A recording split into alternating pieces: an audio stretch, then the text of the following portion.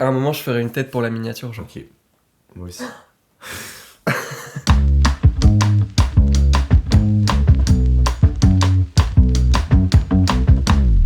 Bonjour à tous, j'espère que ça va bien.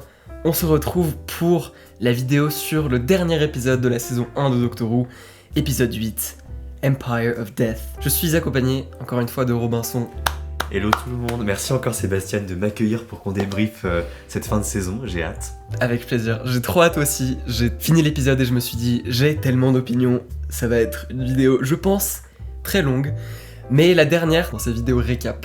Donc, ouf, ça vaut le coup, du coup, vite. Parlons-en. Parlons-en. J'ai J'ai sans regardé. trop tarder. Allez, On y va. j'ai regardé l'épisode hier soir. On est dimanche, j'ai regardé ça samedi soir. Toi, tu regardes les vendredis à minuit. Enfin, t'as regardé à 3h du mat. À 3h, j'étais Ce que je motivé. trouve admirable parce qu'en plus, c'est un gros épisode. Premières impressions après l'avoir vu, qu'est-ce que t'en as pensé? Bah, écoute, je dirais quand même que je suis assez mitigé. C'est-à-dire que je vais d'une opinion à une autre et j'arrive pas trop encore à trancher vraiment ce que j'en ai pensé. Donc ce sera aussi l'occasion de discuter de ça avec toi pour éclaircir un peu tout ça. Globalement, j'ai beaucoup aimé la première partie de l'épisode. Ça reprenait bien là où on était resté Direct après. la fois précédente. C'était toujours extrêmement rythmé. Il y avait quelque chose d'assez vraiment grisant, je trouve, dans tout l'enchaînement des actions. Et il y avait tout était assez bien, assez clairement expliqué. Et en même temps, il y avait des idées assez inventives, le Memory TARDIS que j'ai trouvé vraiment génial, le fait d'emmener Ruby et Mel pour faire une sorte de trio voilà, avec le docteur. En mode post-apocalyptique. Exactement, le trio post-apocalyptique, j'ai bien aimé, je trouvais que c'était une chouette idée. Et je trouve qu'après les choses se sont un peu détériorées une fois quand après le docteur a écrit toute sa colère dans l'espace, il y a un fondu au noir, il y a une ellipse, et c'est là que je trouve que les choses se sont un peu détériorées, je trouve. Pour intéressant. Parce qu'après, finalement, toute la tension autour de Sutekh, je l'ai trouvé un peu évacuée finalement. C'est-à-dire, on avait toute cette montée en tension que l'épisode précédent avait construite pour finalement que les choses soient réglées assez rapidement. Et il y a pas mal de choses qui n'ont pas payé, je trouve, par rapport à ce qui avait été, notamment par rapport aux évocations de l'épisode 73 Yards, qui était pas mal au début. Donc Ruby qui parle de la distance, et c'est la bonne distance entre le TARDIS et le champ magnétique, je sais pas, que le TARDIS déploie. Je pense aussi au fait qu'elle reconnaisse le Premier ministre, etc. Tout ça, on a encore du mal à saisir, je trouve, la causalité qui unit tout ça. Et bon, après, on en parlera après sur l'identité de la mère de Ruby. Mais toi, qu'est-ce que t'en as pensé de l'épisode ? Et bah pareil, beaucoup d'infos. J'ai trouvé la réception assez intéressante. J'ai pas trop regardé avant, mais une fois que j'ai vu l'épisode, je suis un peu allé sur internet et j'ai l'impression que les avis sont assez divergents, assez partagés. Je trouve qu'il y a effectivement des trucs qui étaient un peu décevants par rapport à comment c'était construit dans l'épisode 7, notamment par rapport à Sutekh. Je pense que j'ai quand même un avis plutôt positif sur l'épisode. J'ai passé un très bon moment en le regardant et j'étais très investi, j'ai même pleuré à quelques moments. Pareil, j'ai trouvé la première partie hyper cool, hyper inventif. J'ai adoré le fait que ça soit... Je sais pas, est-ce que tu as vu Avengers Endgame ? Non. Mais est-ce que tu vois un peu ce qui se passe dedans ou pas du tout ? Vas-y, fais-moi un petit récap. Bah je vais pas tout récap parce que c'est un film de 3 heures. J'ai vu les premiers quand ils étaient sortis quand j'étais plus jeune, mais j'avoue j'ai arrêté de suivre après. Bah en gros, ça te dérange pas si je te spoil le truc.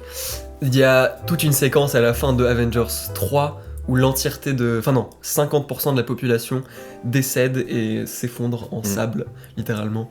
Et tu vois toute la planète qui subit ça. Et la première heure de Avengers Endgame, c'est genre... Bon, 50% de la population a disparu et est morte, et c'est un peu post-apocalyptique. Et tout le long de cet épisode, enfin surtout la première partie, je me suis vraiment dit, c'est Russell T. Davies, il a vu ce film et il s'est dit, je veux faire ma version de ça. Mais c'est même le fait que les gens disparaissent et deviennent juste du sable, c'est vraiment, il se passe exactement la même chose dans Avengers Infinity War. Mais j'ai beaucoup aimé le côté post-apocalyptique aussi. Le Memory TARDIS, pareil, je trouve ça assez stylé, on va en parler justement. Je pense que les problèmes qu'il y a eu un peu avec cette saison m'ont le plus dérangé dans cet épisode parce que c'est la conclusion de tout. Et j'avais vraiment cette sensation à la fin de « Ah putain, c'est déjà fini !» Et bon, d'un côté c'est déjà fini parce que j'ai beaucoup aimé la saison et parce que c'est passé vite et j'ai bien aimé.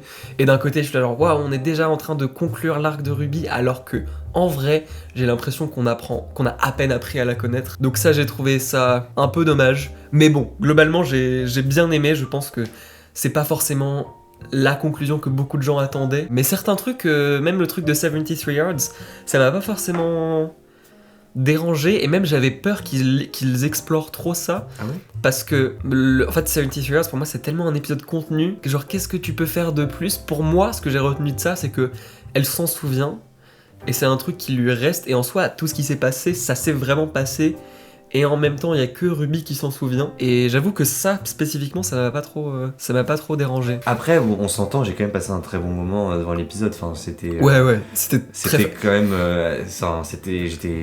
j'étais très content c'était vraiment l'épisode de Doctor Who. Et après les déceptions elles sont venues un peu plus tard en réfléchissant, etc. Ouais.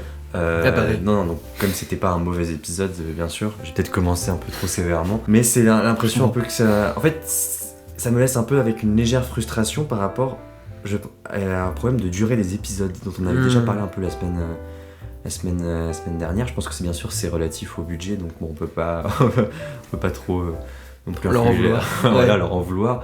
Là en plus c'est un épisode plus long, mais tu vois, s'il avait duré, je sais pas, 10-15 minutes de plus, histoire d'installer un peu plus la tension et l'affrontement avec Sutekh notamment, j'aurais l'impression que les choses sont un peu moins évacuées, tu vois.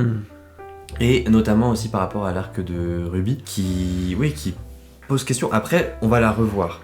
On va la revoir, son histoire va continuer on sait qu'elle est dans la saison 2. À se développer. Après c'est toujours difficile de juger quelque chose immédiatement ouais. Sans avoir après le recul de ce qui se passe après. Donc ça va être ça va être déterminé plus tard. Oui, je pense aussi. Donc concernant l'arc de Ruby notamment, qu'est-ce que tu as pensé du coup du reveal de sa mère, tout ça?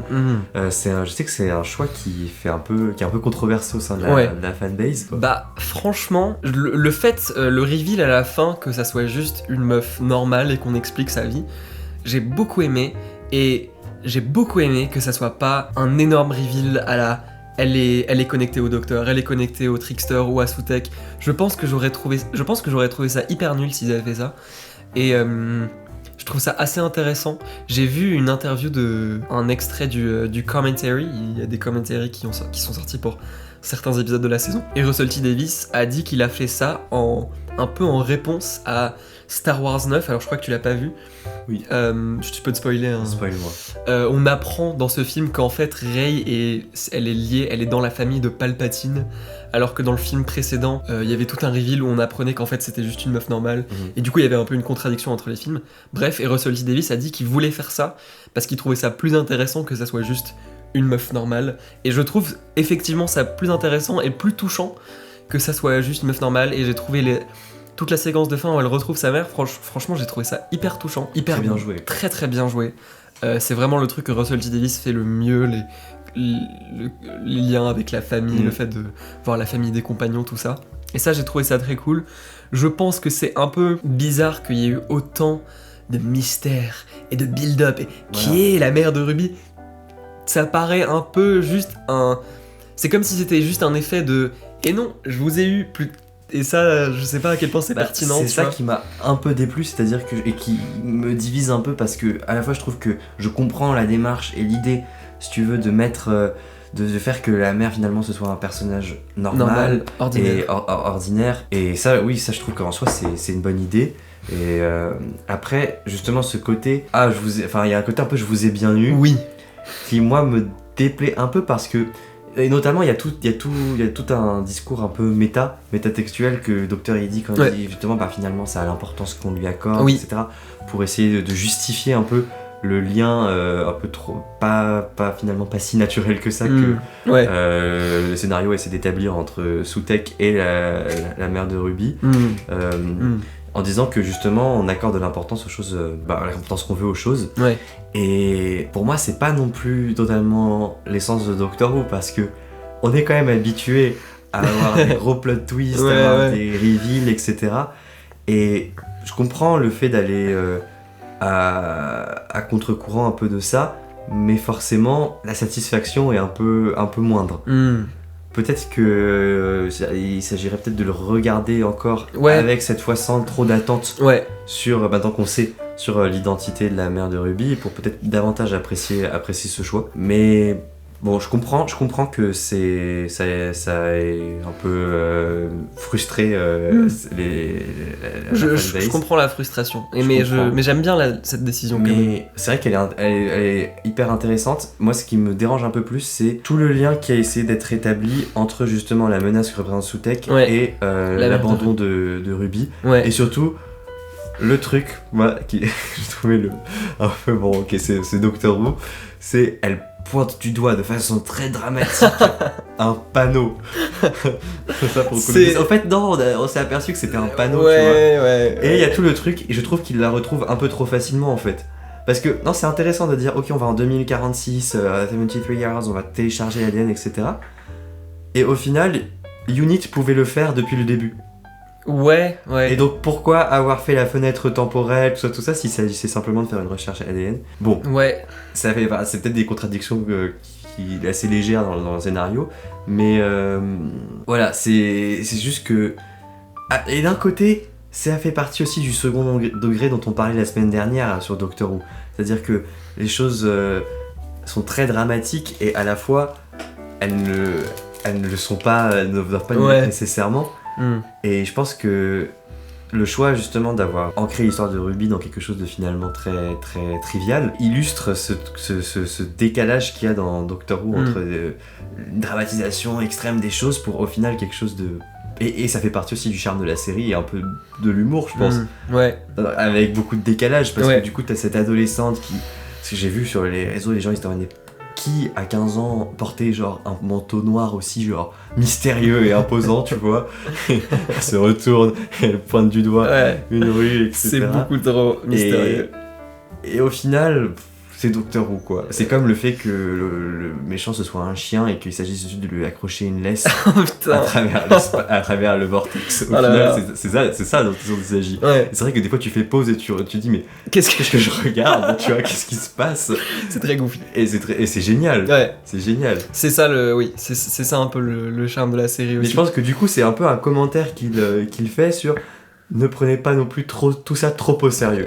Et donc en soi, il est dans l'esprit de Doctor Who en fait. C'est intéressant. Et même, enfin, on pense à d'autres compagnons écrits par Russell T Davies et Donna, c'est grave ça. Genre elle est ultra importante et en même temps c'est juste une meuf ordinaire et c'est ça aussi tout le but de son personnage. Donna passe tout son temps à dire qu'elle vaut rien. Et du coup au final c'est dans la continuité, je pense que c'est... En fait je pense que les gens auraient pas forcément eu cette réaction si le mystère était amené autrement. Et si c'était pas autant Russell T Davies genre. Mais qui est la merde ? Parce que dans chaque post il faisait ressortir le truc, mais après il adore ça. Il adore teaser... Et en vrai je comprends, mais c'est juste que ça soit tellement un misdirect, je pense que c'est ça qui pose plus problème, plus que le reveal lui-même je pense. Oui, en fait... Moi, ce que je trouve, c'est que la causalité entre les deux choses, elles sont pas suffisamment étanches, en fait. Elle est pas suffisamment étanche. Et c'est ça qui m'a un peu dérangé. C'est-à-dire et en fait, ça se sent dans l'épisode. C'est que là, au bout d'un moment, il est en mode ah, tiens, bon, on va régler Sutekh parce qu'après, il nous reste 20 minutes, je sais pas, pour qu'on règle l'histoire de Ruby. Et du coup, ça montre bien qu'il n'y a pas une cohésion. Et ça se trouve, les deux choses auraient pu être pensées ensemble, en fait. Mais c'est juste que elles étaient trop contradictoires pour qu'elles fassent sens ensemble, parce que Sutekh à la fois c'est le dieu de la mort, etc. Et je trouve ça c'est une belle idée en soi, que la seule chose qui émette un point de résistance à son triomphe, c'est une histoire finalement banale d'une jeune adolescente. C'est une chouette idée, Voilà. Et pourtant, dans cette idée de choisir des choses très contraires, ça manque de cohésion finalement dans la façon dont c'est raconté, et on le sent quand même. Et c'est pour ça que ça m'a un peu frustré toute la résolution de Sutekh, parce que j'ai trouvé que les choses étaient trop évacuées. Et peut-être que si il avait pu trouver un moyen de lier davantage les choses, de davantage les entremêler, peut-être que l'épisode aurait été plus satisfaisant dans sa conclusion. Moi, c'est ce que je suis en train d'élaborer aussi en y pensant. C'est sûr. Mais même pour moi aussi, c'est très frais, et je pense que là, c'est la conclusion de tellement de choses, je pense que ça demandera plus de temps et de recul. Ça m'intéresse ce que tu disais par rapport au runtime, que ça aurait pu être plus long. Moi, je me suis vraiment fait la réflexion que ça faisait du bien d'avoir un épisode long et substantif. Et je pense que c'est pas tellement une question de durée, mais juste que ça soit amené autrement, parce que je pense qu'en 54 minutes, tu peux... Oui. Tu peux. Mais effectivement, la résolution de Sutekh, en vrai, la scène elle-même, quand je l'ai vue, moi, ça m'a fait rire, ça m'a fait sourire, la façon dont c'était amené. Enfin, c'est des moments qui font du bien, tu vois, la musique était super chouette et tout. Effectivement, la résolution, j'ai trouvé trop courte. Par rapport à tout ce qui avait été construit. Par rapport à tout... Et en fait, même Sutekh, d'ailleurs, on peut en parler un peu de Sutekh lui-même. Alors, premièrement, c'est effectivement un gros chien, tout l'épisode. Parce que on a vraiment dit la semaine dernière, genre bon, si c'est un chien tout le long, ça va un peu poser problème, mais bon. Et vraiment, il accroche une leste. Il accroche une leste. Genre vraiment, à la fin. Quoi. Oui. Mais c'est ça, je trouve ça drôle. Ça me dérange pas tellement en soi. Ça me dérange pas tellement, mais en fait, je pense que j'aurais bien aimé en voir plus de Sutekh, parce que c'était vraiment juste un chien. Et genre, pour quelqu'un qui était construit comme le dieu de la mort, un énorme méchant. Et d'ailleurs, avant de regarder cet épisode, j'ai regardé l'épisode de Tales of the TARDIS. Oui, moi aussi. Ah, c'est vrai ? 2 minutes, c'est ça ou Oui, enfin, j'ai vu ça, mais après, j'ai vu le truc. Ah non, ok, moi j'ai vu que le petit teasing. Ouais. Du coup, il y a quelques scènes avec Ncuti Gatwa et Millie Gibson au début et à la fin. Et au milieu, il y a eu l'histoire du 4e Docteur avec Sutekh. Donc j'ai regardé ça le jour J, donc c'était une grosse journée doctoraux. Et dans l'original, en vrai, Sutekh fait pas grand chose non plus. Mais déjà, il y a le design du masque et du mec dans ce sorte de costume qu'ils auraient quand même pu ramener parce que c'est un design qui est vraiment iconique. Justement, ils en parlent. Est-ce que c'est le truc qui est connoté avec la culture égyptienne? Ah, je sais pas. Dit appropriation culturelle. Tu sais, dans l'épisode, il y a parce que je sais plus, c'est parce qu'à un moment, tu sais, quand sur l'écran, il y a le passé du docteur qui se rejoue avec quand il rencontre Sutekh. Et Ruby, elle se demande, mais pourquoi c'est quoi le délire avec les Égyptiens et répond appropriation culturelle. Donc je pense que c'est pour ça qu'ils ont peut-être pas ramené des masques. Après, peut-être que je dis des bêtises. Non, mais t'as peut-être raison, et c'est un truc qu'il a déjà fait avec le Toymaker et tout. Mais ils auraient pu montrer plus de trucs que juste le chien. Oui. Après, en soi, le design du chien, c'est un peu goofy et c'est très dans la continuité de Doctor Who. Mais pour le dieu de la mort, ils auraient pu faire un peu autre chose. Évoluer, parce que c'est juste un chien qui sert le TARDIS, tu vois. Genre. Et alors, tu penses quoi de l'idée qu'en fait, il était accroché au TARDIS? Ça, c'est ouf, ça. Moi, j'aime bien. Je trouve ça... J'aime bien. Je pense que toutes les... Ils ont vachement bien géré le truc de Susan Twist, je trouve. Expliqué, etc. Finalement, je trouve que... Ouais, ça, c'était plutôt bien expliqué, C'était bien. Ça payait bien, quoi, par rapport à tout Ouais, je suis d'accord. Je pense que dans Doctor Who, dès qu'il y a un truc qui est écrit en mode « Ah, en fait, depuis toutes ces années, il se passait ça, et on en ignorait l'existence », à chaque fois, je suis là genre... Vous venez d'avoir cette idée, et c'est le truc avec le War Doctor, ou le Fugitive Doctor, ou tous les trucs comme ça. En fait, depuis le début, il y avait ça. À chaque fois, j'ai tendance à un peu rouler mes yeux.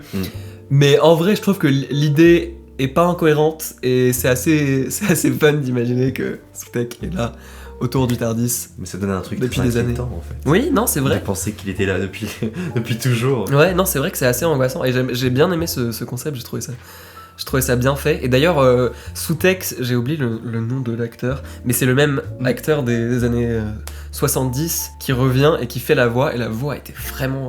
Vraiment, il a 90 ans, Il a 91 ans, ouais. Putain. C'est ouf. Sa voix était vraiment super. Il fait aussi la voix de The Beast dans la saison 2, Satan Pit, où le docteur rencontre le diable. C'est la même voix. Donc c'est assez drôle, et ouais, cette voix, cette performance était vraiment chouette. Mais je pense qu'on aurait pu en voir plus de Sutekh. Au-delà de la résolution, j'aurais bien aimé avoir des scènes un peu de monologue ou de dialogue avec lui, en voir plus. Enfin, effectivement, il y a eu un build-up de ouf, et on l'a quand même pas... il a pas fait grand-chose dans cet épisode, quoi. Ça, c'était un peu décevant, en vrai. Ouais, et il manipulait les gens. Après, j'ai trouvé ça stylé, mais ouais, je pense qu'on aurait pu en voir plus, et ça, c'était un peu décevant. Surtout, la séquence avec Sian Clifford, je vois pas. qui est l'actrice de Fleabag, qui était... Ouais. Qui est la Kind Woman. Oui, comme ça. Qu'est-ce que tu en penses du coup? Cette scène, moi je trouve que elle est intéressante. Ce que j'aurais davantage aimé aussi voir dans l'épisode, c'est plus la cavale post-apocalyptique du trio. Parce que on est là, genre ils se rendent compte justement que partout l'univers est en train de s'éteindre. Et directement on passe à cette séquence où elle donne une cuillère au docteur. Faut rappeler que tout se joue avec une cuillère aussi. Et après directement, tac, on va affronter Sutekh. Et en soi, je trouve que la séquence était touchante. J'ai cru que ça faisait bien sûr un parallèle avec le mystère de Ruby, et de nouveau, il était un peu en mode « Eh non, ce n'est pas ce que vous croyez ». Ouais. Mais je trouve que, justement, peut-être que l'épisode était trop scindé en blocs. Que tout ça manquait un peu de continuité, de cohésion, etc. Et c'est vrai que cette séquence, du coup... Avec la cuillère. Avec la cuillère et tout le dialogue, etc., où on nous explique aussi... elle servait juste un peu d'exemplification de « Ah, voilà ce que ça a fait quand Sutek il a pris le contrôle de l'univers. Et peut-être qu'elle était un peu trop démonstrative, cette séquence. Je sais pas ce que Ah, c'est marrant. Moi, j'ai pas trop eu ce ressenti. J'ai bien aimé cette scène. J'ai bien aimé le fait que même les gens survivent. Enfin, genre, on est quand même foutu parce qu'il impacte la mémoire aussi. Ouais. Franchement, le premier acte de l'épisode, j'ai beaucoup aimé. J'ai beaucoup aimé qu'on soit direct dans le feu de l'action et que immédiatement tout le monde meurt. Je pense que tout le monde savait que ça allait être renversé, mais c'est pas. En fait, j'ai vu beaucoup de gens que 3 acteurs pour le reste. Ouais, c'est ça. Pour la saison 2. Ils vont juste dans des planètes où il y a plus rien. Il y a plus rien. Voilà, c'est ça la saison 2. Docteur Who, Docteur Personne. Docteur Personne. Tout le monde est bon, on va où? Cette planète où il y a du sable. J'ai beaucoup aimé la partie post-apocalyptique de l'épisode. Et pareil, il y a vraiment ce truc où on sent que l'écriture est très ambitieuse. Encore une fois, il y a des contraintes sur certains trucs. Mais je trouve ça trop chouette et j'adore les énormes idées comme ça. J'adore que ça soit la fin de l'univers. Oui. Le moment où Kate Stewart, elle meurt, moi ça m'a fait quelque chose. Hein. Putain, c'était vraiment bien joué. On voit tout le monde qui meurt. Enfin, il y a rien qu'ils peuvent faire. Et le fait que dès le début de l'épisode, ça soit genre bon, bah c'est foutu. Ça change un peu des structures d'habitude des fins de saison de Doctor Who et je trouve que ça fait du bien. Et j'ai beaucoup aimé cette partie de l'épisode. Et cette séquence dont tu parlais, c'est marrant, moi ça m'a pas trop fait cet effet. J'ai trouvé ça assez. Genre le fait qu'elle oublie que son enfant était mort, ça m'a. Oui, je trouve ça assez touchant. Non, c'est vrai, mais peut-être que à la place de cette séquence, on aurait plus davantage avoir une séquence où Mel et Ruby et le docteur sont plus davantage dans la clandestinité post-apocalyptique, tu vois. Ça, je trouvais que ça manquait finalement. Ouais, peut-être. Un peu. De voir un peu leur errance aussi et comment est-ce qu'ils pensent à un plan. Tu vois, parce que finalement, il va juste chercher une cuillère, tac, il met l'écran, tac. Ah ok, tu te souviens, mais comment tu te souviens de 2046 et bon bah on y va, etc. Ouais. Et... Je comprends complètement, moi je pense que ça m'a pas trop dérangé, mais je vois ce que tu veux dire. Je pense que toute cette séquence un peu, même quand il retourne en 2046 et que tout a disparu et que tout est en ruine, j'ai beaucoup aimé cette séquence, même visuellement, tout le set design était vraiment chouette. D'ailleurs, le Memory TARDIS, donc un nouveau concept, enfin... très chouette concept. Très chouette concept qui est présent depuis Tales of the TARDIS. Le Memory TARDIS est vraiment rendu canon. Je me suis un peu fait la réflexion de genre c'est trop stylé et il y a plein de petits détails, genre il y a tous les Sonic, il y a plein de il y a des bouts de costumes, etc. Je me suis un peu fait la réflexion de genre en tant que fan, c'est trop stylé. Oui. À quel point est-ce que pour un nouveau public, c'est pas un peu juste genre on s'en fout ou moi je trouve que c'est bien. Tu trouves que c'est bien ? Bah oui, parce que le public qui va commencer la série, il sait très bien que il y a une backstory longue de 60 ans en fait. Et c'était pas c'est davantage un peu des easter eggs, tu vois, des clins d'œil, et c'est pas déterminant si t'as pas totalement les rêves. C'est vrai. Et justement, je trouve que c'est un concept très... je trouve ça très cosy, genre c'est tellement cosy. L'univers est en train de mourir, et j'étais en mode, on est bien là-dedans. Franchement, on peut rester là un petit moment. Avec le docteur Ruby et Mel, et j'ai trouvé ça cool qu'il emmène Mel avec eux, qui lui donne comme ça un peu plus d'importance. Ouais, c'était cool. Finalement, c'est un des seuls personnages secondaires de Unit qui est vraiment bien développé. Parce qu'on en avait parlé, on avait dit peut-être qu'on peut espérer que certains des épisodes, certains des personnages ramenés. Désolé Rose Noble. Désolé Rose, Maurice, tout le monde. Là c'était sympa de te voir, mais c'était pas très. Non, Rose. Ils lui ont donné un moment, tu sais, quand il tire sur Harbinger, ils lui ont donné juste le truc à faire, genre à cliquer sur un écran en même temps.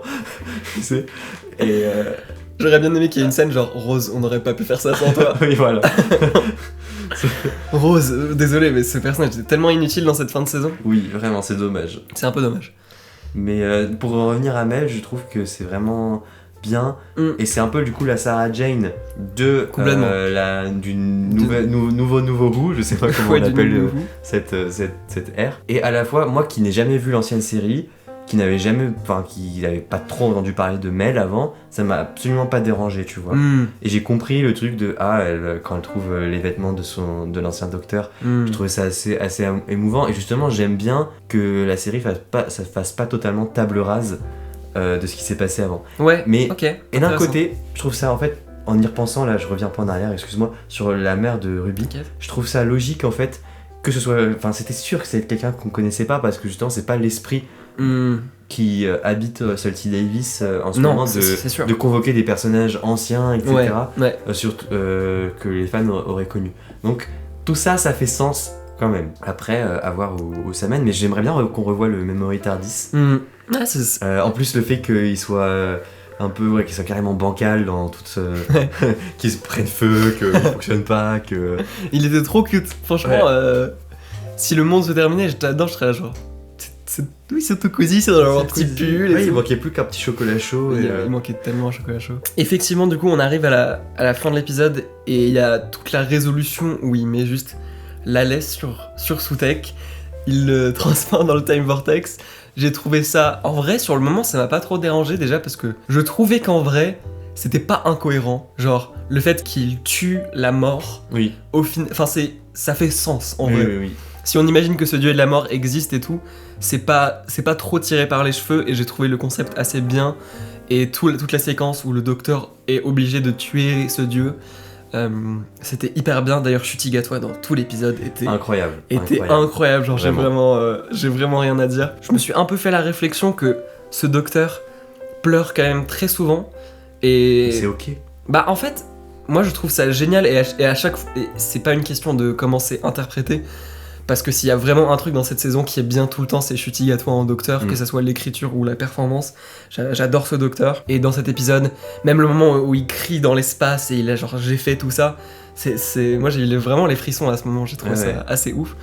Mais je me suis un peu fait la réflexion de si le docteur, je crois, pleure dans chaque épisode, et je crois que ça a un peu perdu de son impact. Parce que d'habitude, quand tu vois le docteur pleurer, c'est un peu genre waouh. C'est exceptionnel. Ouais. Si le docteur arrive pas à contenir ses émotions, c'est que c'est vraiment. Alors que là, c'est littéralement tous les épisodes. Et je me demande si ce serait pas bien d'en avoir un peu moins. Comme ça, quand ça arrive, c'est plus impactant. Mais je sais pas si t'es d'accord avec moi. Je sais pas à quel point c'est un truc aussi de l'écriture aussi. C'est juste ça prend Ncuti Gatwa quand il joue. Et moi, je trouve pas ça forcé. Non, je trouve pas ça forcé. Je trouve ça toujours assez sincère et je trouve que ça fait du bien d'avoir ce côté un peu moins... le docteur est moins une personnalité obscure, insaisissable et tout, et vous voir quelque chose de beaucoup plus humain. Non, enfin moi ça me dérange pas tellement. Après je comprends le truc de s'il pleure à tous les épisodes, oui ça va perdre de son impact. Peut-être. Pour moi c'est surtout ça. Mais pour le moment ça va. Moi je trouve que ça va, je suis pas encore... Ok, bah en vrai... Mais je comprends la crainte un peu. Ouais. Éventuelle, mais par rapport au toute la scène où le docteur tue Sutekh et tout, j'ai beaucoup aimé cette séquence. Je me suis vraiment fait la réflexion dans tout cet épisode que genre waouh, ils ont du budget et c'est vraiment l'épisode où ils ont mis tout le budget. Et en vrai ça fait trop du bien que Doctor Who ça soit au même niveau que Star Wars et Marvel d'un point de vue genre visuel et du budget. Et je trouve que genre la série mérite vraiment ça et il y a des concepts tellement énormes et ambitieux que ça fait plaisir de voir ça.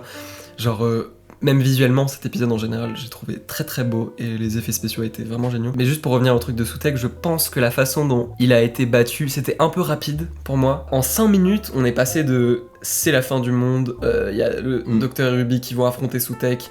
Le docteur il peut plus bouger, il est paralysé, tout comme dans l'épisode avec le 4ème docteur, il est paralysé. 5 minutes plus tard, ou 7 minutes plus tard, tout est résolu. Oui. En fait, c'est le théorème de la mort sur la mort égale la vie. J'ai trouvé un peu... en soi, c'est intéressant. Ça fait un peu les amis de mes amis sont mes amis, genre des trucs comme ça, quand on apprend en maths. Mais il sort un peu de nulle part. Enfin, pas de nulle part, mais il est trop... Moi, j'aurais bien aimé... Peut-être qu'on nous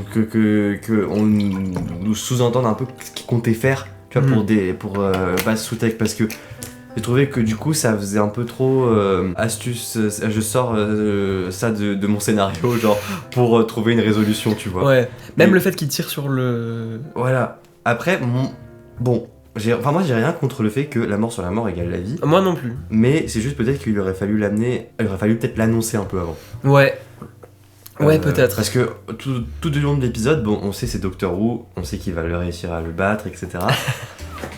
Mais je trouve ça intéressant de sous-entendre un peu comment en fait. Parce que, enfin, je sais pas. Après, j'ai bien aimé la montée du suspense quand il voit sur l'écran qui est la mère de Ruby, ou en fait on sait pas d'ailleurs si elle a vraiment vu, et qu'elle va le montrer à Sutekh, et qu'en fait elle lui fait une ruse où elle casse l'écran, ça j'ai trouvé ça génial. Ouais, ça aussi j'ai trouvé ça cool. Et je me souviens, j'étais en train de regarder, moi aussi, j'étais vraiment... à 4h du matin. J'étais tendu, tu vois. Vraiment, ça, j'étais vraiment comme dans l'épisode 7, justement, agrippé ouais, moi aussi, à ce qui j'étais se agrippé passait. à ce moment. Et ça, c'était vraiment une bonne montée en tension. Mais du coup, oui, hop, et les choses est évacuées et réglées en 5 minutes, et un peu dommage. Le TARDIS arrive très très vite, tout était très rapide, très facile. J'ai vraiment le même problème avec The Giggle dans les épisodes des 60 ans, où genre, le méchant est construit comme un méchant gigantesque, et c'est la fin du monde, les gens deviennent fous, il y a des séquences où c'est le chaos dans la ville, et c'est résolu très vite. Et moi, ça me pose un peu problème. Après, pour cet épisode, moi ça m'avait moins dérangé parce qu'il y avait le côté épique de... Il y a les deux docteurs qui affrontent le Neil Patrick Harris, de Toymaker. Et en même temps, oui, ça s'arrivait, c'était un peu plus logique parce que c'est resté un jeu quand même, et il est battu finalement par un jeu hyper simple. Il a perdu. Il a perdu. Et là, vraiment, comment est-ce que tu veux défier le dieu de la mort ? Ouais, c'est ça le truc. En fait... en introduisant des concepts aussi gigantesques avec des dieux, bah c'est génial, mais ça pose un peu le problème de tu peux pas les faire revenir tout le temps parce que sinon ça enlève du poids. Ça, j'espère que pour la saison 2 ils vont pas revenir les dieux. J'espère qu'il a qu'il va faire un peu une pause sur les dieux. Parce que... Après je sais pas, hein, il y en a beaucoup. Il commence à y en avoir beaucoup. Mais bon, s'ils sont aussi facilement vaincus, ça perd un peu de l'impact et de l'importance, tu vois. En fait, pour moi, c'était... Au-delà du fait que... je me répète un peu, mais c'était vraiment juste la vitesse à quel point il a été battu. Je pense que pour les dieux, j'ai l'impression qu'il va y avoir des dieux qui retournent, parce que c'est vraiment le truc de cette nouvelle ère.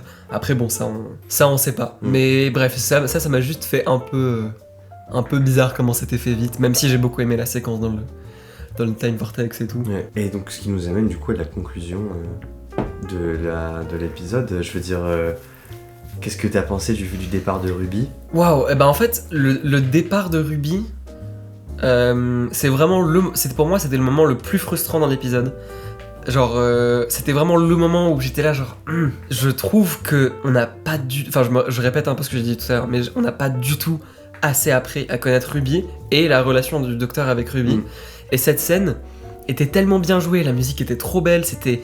Enfin, quand elle dit je t'aime et le docteur ne répond pas, c'était émouvant, c'était hyper touchant. C'était très Doctor Who, c'était vraiment. Très Doctor Who, et j'ai bien aimé le fait que ça soit...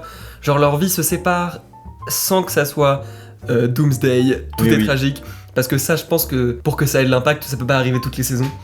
Après, j'ai hâte que ça arrive un peu. Parce que ça fait longtemps qu'on n'a pas eu de séparation dramatique. J'adore le tragique, c'est horrible, mais j'adore. Dans Doctor Who, c'est... Je pleure à chaque fois que je regarde la fin de la saison 2 Doomsday. Alors que je l'ai vu tellement de fois dans ma vie. Mais le pire, c'est Moffat, il était impitoyable avec la fin de ses compagnons. Ouais. Moi, je pense que Russell T Davies, c'est pire. Parce que... Ah oui, parce que c'est vrai que Donna, c'était horrible aussi. Moffat, à chaque fois, il est là genre, bon, en vrai, ils sont encore en vie. Alors que RTD, il est là genre... Enfin, la fin de Donna. Oui, elle était... Moi, vraiment, je pleure à chaque fois que je regarde ça. Mais bref, pour revenir à Ruby, j'ai beaucoup aimé comment c'était amené.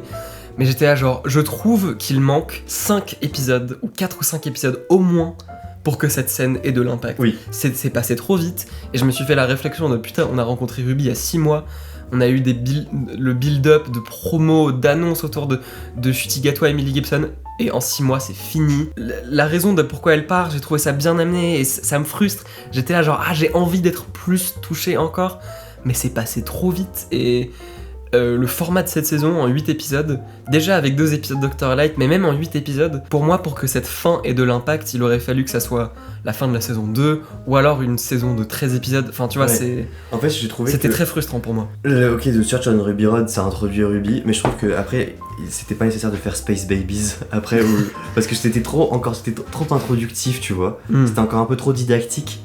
Et je pense qu'on aurait pu peut-être davantage passer encore plus, aller dans le feu de l'action et donner plus de substance à la relation. C'est vrai que 8 épisodes, il faut vraiment rentabiliser un peu à fond chaque épisode, parce que c'est peu pour vraiment développer une relation très substantielle, comme tu le disais. Et c'est vrai que oui, du coup, j'ai trouvé que c'était un peu... ça n'a pas eu l'impact que ça aurait pu avoir. Pas du tout.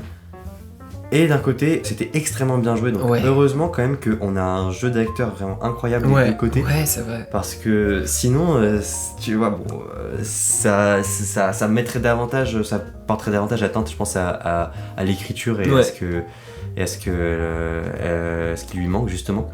Après, j'ai gardé en tête que c'était pas la dernière fois qu'on la voyait du tout. Oui. Je suis un peu curieux de savoir quelle place elle va avoir pour la saison 2. Et d'un côté, tu vois, j'aurais trouvé ça vraiment très décevant si c'était juste la fin de Ruby. Ouais. Parce que je me dis, il y a d'autres choses quand même qui méritent d'être... Et puis un personnage ne se résume pas nécessairement au mystère qui l'entoure. On pense à Clara.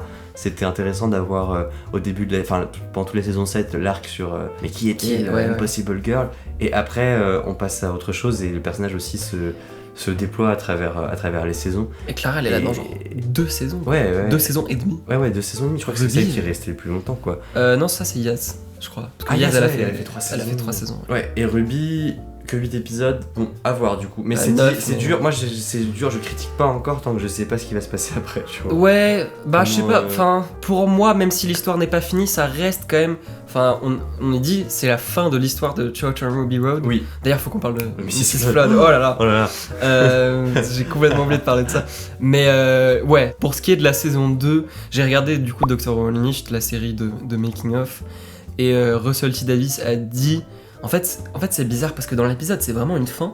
Et Russell T. Davies, après, a dit que c'était une pause. Il a dit, alors c'est la dernière fois qu'on voit Ruby, mais pas vraiment. C'est plus une pause des 2 relations. Et il y a d'ailleurs un petit extrait de 15 secondes où on la voit dans la saison 2. Je sais pas si Ah, j'ai pas vu. On peut le regarder si tu veux. C'est vraiment très court, mais cet extrait est génial. Je sais pas à quel point elle sera dans la saison 2 en fait. Ça, c'est un peu mystérieux. Parce qu'on sait qu'il y a Varada Setu qui va arriver. Ouais. Qui va du coup jouer un nouveau compagnon. Mais je crois pas qu'elle va arriver pour l'épisode de Noël. Ouais, je pense que c'est trop tôt pour dire. Donc non, à voir ce que ça va donner. Et à la fois, il a bien insisté, il me semble, sur le fait que ça va être un trio dans le Tardis. Donc Ruby, elle va quand même être là un peu. Ouais. Mais je sais pas, les gens ils se demandent si elle va continuer à être un compagnon ou si ça va être plus être un personnage comme Martha. Comme Martha dans la saison 4. Ouais. À voir. Après, moi je suis ouvert d'esprit, j'attends de voir ce qui va se passer. Mais c'est vrai que je trouve c'est un peu dommage de mettre déjà Ruby à la porte ou moi aussi je pense qu'elle aurait... parce que c'est un personnage qui mérite beaucoup mieux et que je trouve assez attachant, mais je suis curieux quand même de voir aussi sa dynamique avec un autre compagnon. Je pense que ça va être intéressant. En soi c'est intéressant aussi d'introduire un autre compagnon un peu plus tard qu'un ancien, parce que du coup on a déjà un peu la présentation du personnage qui est mise en place, la relation avec le docteur, même si on la trouve à certains égards assez superficielle. Mais un côté superficiel mais sincère, parce que c'est vrai qu'il y a vraiment une bonne alchimie entre les acteurs. Moi j'ai quand même hâte de voir ça. Et à la fois oui, le truc du départ est un peu minimisé aussi par le fait qu'on sait qu'on va la revoir aussi.